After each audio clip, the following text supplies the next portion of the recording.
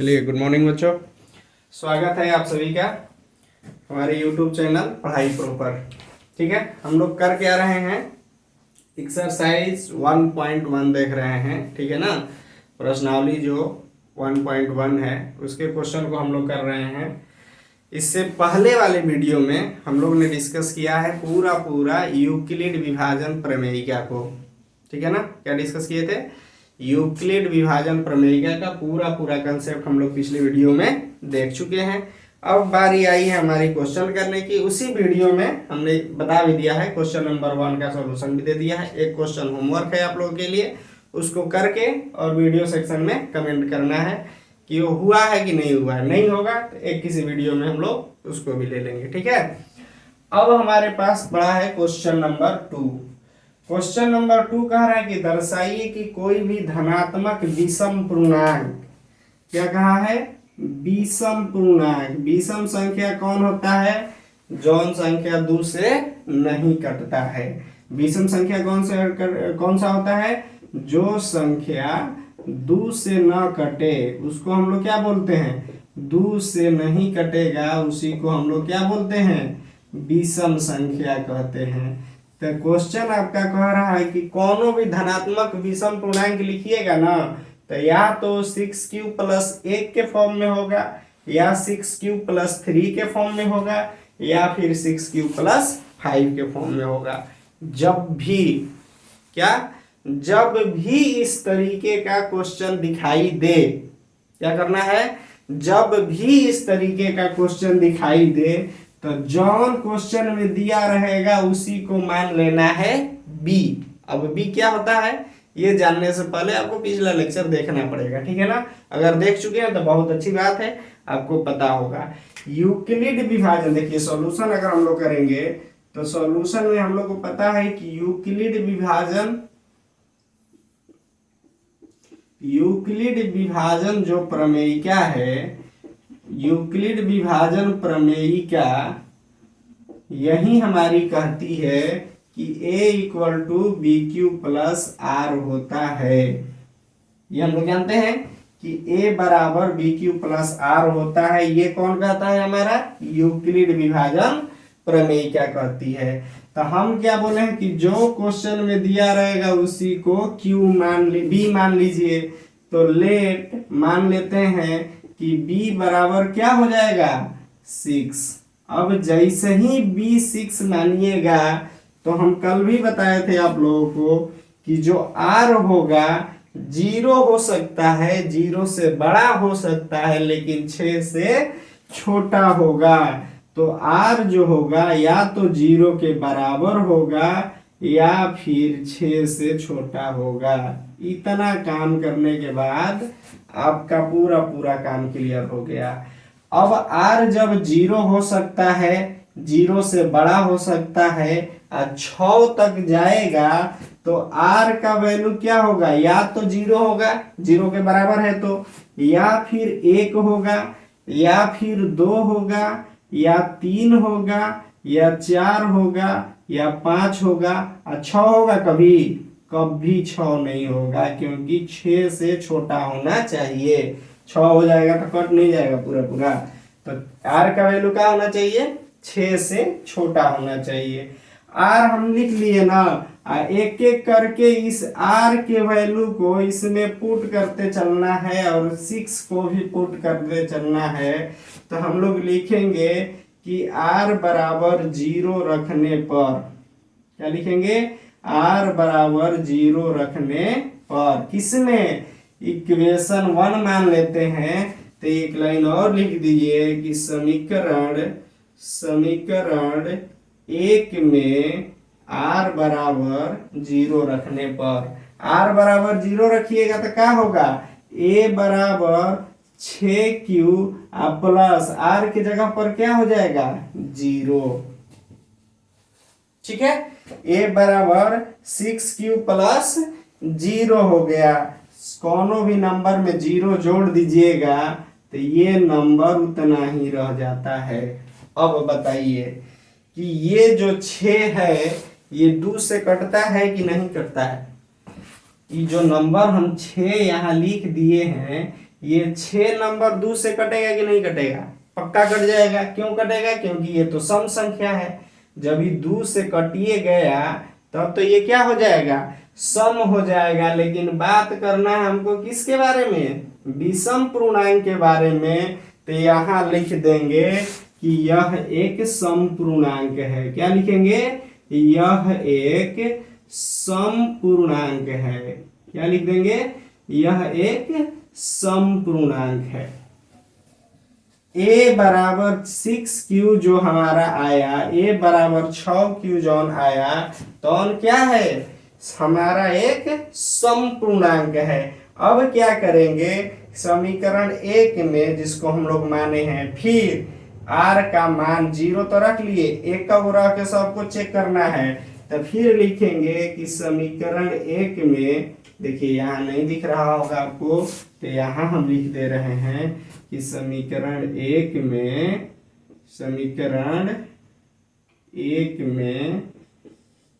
ठीक है ना, समीकरण 1 में r बराबर 1 रखने पर समीकरण 1 है क्या? a बराबर बी क्यू प्लस आर, ये ना है a बराबर बी क्यू प्लस आर। तो a बराबर b का वैल्यू हम क्या लिखे हैं? 6, तो 6q अब प्लस में r कितना है? 1। क्लियर हुआ जी? देखो तो ये a बराबर 6q प्लस 1 लिख दिए। इतना लिखने के बाद थोड़ा सा सोचिए कि अभी 1 सेकेंड पहले हम लोग कहे कि 6q जो है क्या है? एक सम पूर्णांक है। कोनो भी सम संख्या में मान लेते हैं कि 2 एक सम संख्या है ना, इसमें अगर 1 जोड़ दीजिएगा तो क्या बन जाता है? 3। ये क्या हो जाएगा? विषम हो जाता है कि नहीं हो जाता है? देखिए टाइम लग रहा है, कोई दिक्कत नहीं, एक एक क्वेश्चन को इतना आसानी से समझ लेना है। देखिए वीडियो का टैगलाइन क्या है कि आसान भाषा में एकदम पढ़ना है, ठीक है ना? ऐसे पढ़ना है कि एकदम याद हो जाए, कभी भूलने का नाम ही ना ले, ठीक है? तो 2 में 1 जोड़ दिए। 2 हमारा क्या था बाबू? ये था सम संख्या। 2 हमारा क्या था? सम संख्या। सम संख्या में जैसे ही 1 जोड़ दिए तो क्या आ गया? 3। और 3 क्या होता है? विषम संख्या, जो 2 से कटवे नहीं करेगा। कटेगा? नहीं कटेगा। अब क्या करेंगे? कोनो और ही लेकर लेंगे, बड़े को संख्या ले लेते हैं। मान लेते हैं कि 34, लास्ट में 4 आ रहा है तो सम संख्या होगा, इसमें तो कोई डाउट है नहीं। तो 4 आ गया तो सम संख्या हो गया। इसमें भी 1 जोड़ कर देख लीजिए तो आ गया 35। लास्ट में 5 आ गया तो सम रहा नहीं, क्या हो जाएगा? विषम। तो इसका मतलब हो गया कि 6q तो हमारा सम था, और सम में 1 जोड़ दिए तो क्या मिल गया हमारा? विषम। क्या मिल गया? विषम पूर्णांक है। यही लिख देना है कि यह एक विषम पूर्णांक है। कौन सा पूर्णांक है? विषम पूर्णांक है। कोई दिक्कत नहीं ना? ऐसा ही करके सब वैल्यू को एक एक बार रख करके पुट कर देना है। फिर लिखेंगे समीकरण 1 में क्या करेंगे? r का मान 1 रख दिए। 1 के बाद क्या आता है? 2। सबको रखना है बारी बारी। 0 1 रख के देख लिए, अब 2 रखेंगे। तो समीकरण 1 क्या है हमारा? 1 a बराबर बी क्यू प्लस आर, ये ना समीकरण 1 है। तो a का वैल्यू b में क्या है? b के जगह पर 6 रखना है, q r के जगह पर क्या रख दिए? 2। देखो तो एक भाई और मिल गया लफड़ा वाला चीज। अब इसको सम कहेंगे कि विषम। तो कोनो नंबर लिखिए सम संख्या 4, इसमें 1 जोड़ रहे थे तो विषम आ रहा था, और 2 जोड़ के देखिए तो क्या आ जाएगा? 6 आ गया। ये मतलब क्या हो गया? सम। मतलब है तो पहले ही से सम संख्या था, इसमें एक और ही सम संख्या जोड़ दिए तो सम प्लस सम होता है। तो ये क्या हो जाएगा हमारा? सम संख्या हो गया भाई साहब। ये क्या हो गया? सम संख्या हो गया। कोनो मतलब है हमको सम संख्या से? सम पूर्णांक ये हो गया, इससे कोई मतलब हमारा नहीं। हमारे मतलब वाला एक चीज यहाँ निकला है विषम पूर्णांक, लेकिन यहाँ सम पूर्णांक हो गया, इससे कोई हम लोग को मतलब नहीं है। अब समीकरण 1 में r बराबर 3 रखेंगे। समीकरण ऐसे ही रख कर खाली चेक कर लेना है। देखिए जल्दी जल्दी कर दे रहे हैं। समीकरण 1 में क्या करेंगे? r बराबर 3 रखिएगा, तो 3 रखिएगा तो ये क्या हो जाएगा वैल्यू, समीकरण एक में r बराबर 3 रखिए तो a बराबर बी क्यू प्लस r है, तो a बराबर 6q प्लस 3। अब देखिए सम संख्या में विषम संख्या जब जोड़ा जाएगा, सम संख्या में विषम संख्या जैसे ही आप जोड़ेंगे तो वो क्या हो जाएगा, विषम संख्या ऑक्टेल होकर आ जाएगी बाबू, विषम संख्या मिल जाएगी। क्योंकि देखिए सम में सम जोड़ दिए तो सम, सम था विषम, एक विषम होता है, विषम जोड़ दिए तो विषम, तो फिर तो वह चीजवा है, एक वो सम, इसके बाद विषम, फिर सम, फिर विषम, फिर सम, फिर विषम, इस तरीके से हमारा चैन चलते रहता है। तो a बराबर 6q प्लस 3 है, तो ये क्या हो गया, विषम पूर्णांक आ गया। देखिए काम लायक चीज हो गया हमारा, विषम पूर्णांक हो गया, हो गया कि नहीं हो गया, एक विषम पूर्णांक यहाँ मिल गया, एक विषम पूर्णांक यहाँ मिल गया। कहिएगा आप लोग तो हई वाला चीजवा को थोड़ा सा मन कर रहा है कि हम मिटा दें, मिटा दे क्या, मिटाइए, कौन काम है इसका। चलो 3 तक तो हम लोग रख दिए हैं ना जी, 3 तक रख दिए, तो अब रख के क्या चेक करना है, 4। तो लिखेंगे समीकरण एक में r बराबर 4 रखने पर, समीकरण एक में r बराबर क्या रखेंगे, 4 रखेंगे, r बराबर 4 रखिएगा तो a बराबर बी क्यू प्लस r, यही ना है समीकरण एक। समीकरण एक क्या है, a बराबर बी क्यू प्लस r, ये लोग ऊपर लिखे हैं। तो a अभी का मान है 6, तो a बराबर 6q, r के जगह पर रखना क्या है 4। देखो फिर सम प्लस सम, ये सम था पहले में आ गया था, हम बता दिए थे कि सम होता है, सम प्लस सम, फिर ये क्या आ गया, सम पूर्णांक आ गया सर, क्या आ गया सर, सम पूर्णांक आ गया, कोई मतलब नहीं है इससे। अब क्या करेंगे, r बराबर 5 रख करके देख लेंगे, r बराबर क्या रखेंगे, 5 रखेंगे। कहाँ रखे, जगह का थोड़ा सा कमी है, कोई बात नहीं, आगे रखा जाएगा, हाइयों को मिटा दिया जाएगा, कौन काम है हमारे पास, लिखिए मिटाइए, ठीक है ना। चला क्या हो गया, a बराबर 6q प्लस 4 आ गया, यो सम। अब r बराबर बचा क्या है, ये ना बचा है, थोड़ा सा मैनेज कीजिएगा, क्वेश्चन बड़ा है, ठीक है ना, ऐसे रख कर चेक करना है तो बोर्ड तो होबे करेगा, इसमें कोई डाउट नहीं है। अब क्या करना है, r बराबर क्या रखेंगे 5, समीकरण एक में क्या रखेंगे, r बराबर 5 रखने पर, r बराबर 5 रखिएगा तो क्या होगा, a बराबर बी क्यू प्लस r, यही ना है समीकरण एक है। अभी का मान क्या माने थे 6, तो a बराबर 6q प्लस 5। अब देखिए ई वाला सम, ई वाला विषम, सम प्लस विषम क्या होगा, विषम पूर्णांक होगा, क्या होगा, विषम पूर्णांक होगा, सम प्लस विषम क्या होता है, विषम पूर्णांक होगा, तो ये विषम पूर्णांक हो गया।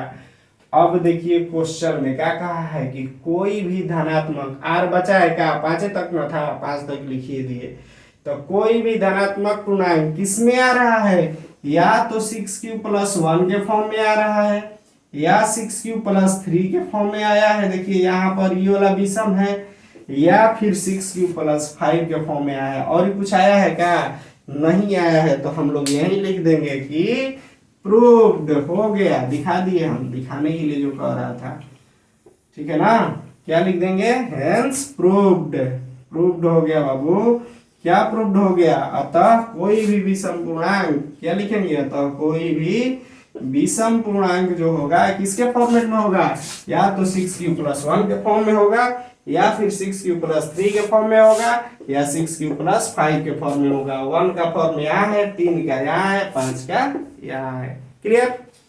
चलिए बढ़े नेक्स्ट क्वेश्चन की तरफ, बढ़े हम लोग नेक्स्ट क्वेश्चन की तरफ। थोड़ा सा लंबा वीडियो हो गया, एक को क्वेश्चन 14 मिनट। चलो क्वेश्चन नंबर 3 देखो क्या कह रहा है, बहुत बड़े क्वेश्चन है, लिखने में गड़बड़ाएगा ना, टाइम ज़्यादा लग जाएगा, लिख लेते हैं, इसके बाद आप लोगों को फिर से जोड़ेंगे। सबसे पहले इसको नोट डाउन कर लेते हैं, इसके बाद चलो ये काम हो गया, इतना ज़्यादा काफ़ी है हम लोग के लिए। क्वेश्चन हमारा देखिए, पढ़ के हम आप लोगों को सुना दे रहे हैं। क्वेश्चन कह रहा है कि एगो परेड में 600 सदस्य वाली सेना है, समझ रहे हैं बात को। परेड जो होता है उसमें 600 मेंबर वाले सेना है, ठीक है ना। कौ सिपाही है? 616। टोटल कितना है? 616 है। अब उसको क्या करना है कि 32 गो के ग्रुप में बांट देना है। पूछ रहा है कौ गो ग्रुप बनेगा, मैक्सिमम कितना बनेगा, अधिकतम कितना बनेगा। तो दो को बात याद कर लीजिए, जहां भी मैक्सिमम लिखा रहे, मैक्सिमम क्या होता है? अंग्रेजी, ठीक है ना। हिंदी में लिखा रहा है अधिकतम, क्या लिखा रहा है? अधिकतम। जहां भी लिखा रहे निकालना है HCF। HCF निकालना है कैसे? 8वां क्लास 7वां क्लास में जैसे पढ़े थे वैसे ना, यूक्लिड विभाजन प्रमेय कैसे। तो बड़का को क्या मानेंगे? माना। सॉल्यूशन कीजिएगा तो क्या कीजिएगा? सॉल्यूशन में करेंगे कि माना, क्या माना कि a बराबर 616 है और b बराबर 32। लिख देना है कि यूक्लिड विभाजन प्रमेयिका से, यूक्लिड विभाजन प्रमेयिका से, यूक्लिड विभाजन प्रमेयिका क्या कहता है? a बराबर बी क्यू प्लस आर होता है। a और b तो है लेकिन q और r का कोई पता नहीं है, तो मिला देंगे इसको। 32 ऐसे लिखेंगे या 616 यहाँ से 32 लिख दिया, इसे 616 लिख देंगे यहाँ से। ये क्या है हमारा? ए बी, यहाँ जो मिलेगा क्यू और नीचे में मिलेगा आर, ये ना। तो 32 को देखिए तो 32 दूनी 64, 2 बार में तो जा ही ना, तो एक बार में चल देखो बढ़िया से, तो यही हो गई 32। 11 में से 2 जाई 9, आई बच गई 5, 5 में से 3 जाई 2, 29 हो गई। ऊपर से उतार दो 6। अब ये कितना बार में जाएगी? 8 बार में जाएगी क्या? 8 बार में चला जाएगा। 8 दूनी 16 का 6 हासिल 1, 8 तरीके 24 और 1 25 और जाएगा 9 बार में भी। 9 बार में चेक करिए जाए, 9 बार में चेक कर चला कि 9 दूनी 18 की 8 हासिल 1, 9 तिया 27 और 1 28 चल गया खूब बढ़िया से। देखो तो 16 में से 6 में से 8 जाएगा नहीं, तो 16 में से 8 जाएगा, 8 बच जाएगा। ये 8 में से 8 गया 0, ये भी हो गया 0। तो बचा कितना? बच गया 8। तो यहाँ से कर देंगे 32, तो 8 से 4 बार में चला जाएगा 32। ये चीजों को लिख दीजिए। ए का वैल्यू क्या था? 616, तो 616 लिख दिए। बी हमारा क्या था? 32 लिख दिए। क बार में गया था? 19 बार में 19 लिख दिए। रिमाइंडर कितना बचल रहा है? 8 लिख दिए। हो गया? आगे बढ़ाइएगा इस चीज को। तो हाई वाला चीज क्या था? 8 था ना, तो 8 को लिख दीजिए। ये वाला 32 को लिख देंगे यहाँ, कैसे बीच में वाला को सबसे पहले लिखते हैं, आई लास्ट वाला को किनारा। कितना बार में गया है? 4 बार में। रिमाइंडर कितना बचा है? माइनस कीजिएगा तो 0। तो HCF कितना हो जाएगा? HCF हो जाएगा इसका, HCF 616 और 32 का हो गया कितना? 8 हो गया। ये वाला ना HCF होता है, HCF 16 और 32 का कितना मिल गया? 8। ये हो जाएगा हमारा आंसर। लिखना पड़ेगा, लिखना क्या पड़ेगा कि इसको कितने भाग में बांटा जा सकता है, कितने स्तंभ में बांटा जा सकता है। तो कितने स्तंभ में बांटा जाएगा? इसको बांटा जा सकता है 8 स्तंभ में। कितने स्तंभ में बांटा जा सकता है? कहाँ क्वेश्चन हुआ, भूला गया क्वेश्चन कहाँ गया जी। हाँ देखिए यहाँ है, कितने का पूछ रहा है कि स्तंभों की अधिकतम संख्या।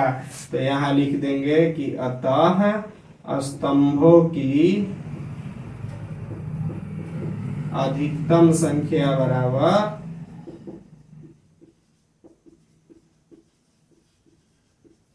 बराबर HCF कितना आया है? 8 आंसर।